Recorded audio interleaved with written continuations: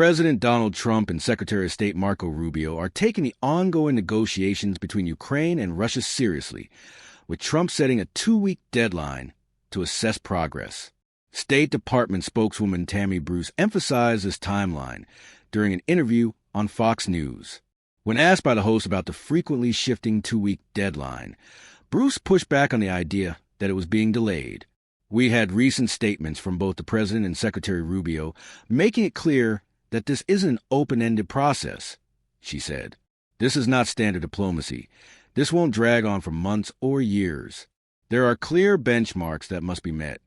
Bruce added that while President Trump remains hopeful about the negotiations, he is also resolute.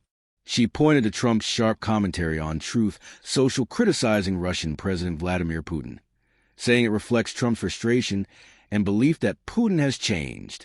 According to Bruce, Trump has introduced new frameworks and timelines that will determine whether Russia and Ukraine are engaging seriously. Both parties have been made aware of U.S. expectations, and decisions from Washington will be based on progress observed over the next 2 weeks. Progress and next steps in Istanbul talks. On May 16th, Ukraine and Russia held direct peace talks in Istanbul, during which they agreed to prisoner exchange, 1,000 detainees from each side, a move that has already been carried out. The two sides also began drafting proposals for a potential ceasefire. Following a phone call between President Trump and Vladimir Putin, the Kremlin expressed readiness to work on a memorandum to halt hostilities. Russia has since proposed a second round of talks in Istanbul, scheduled for Monday, June 2nd. Meanwhile, Ukrainian Defense Minister Rustem Umerov spoke with Russian lead negotiator Vladimir Medinsky and confirmed that Ukraine has submitted a draft proposal.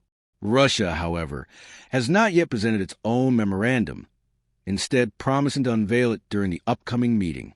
Ukrainian President Volodymyr Zelensky weighed in on the situation, stressing that a productive dialogue requires a clear agenda.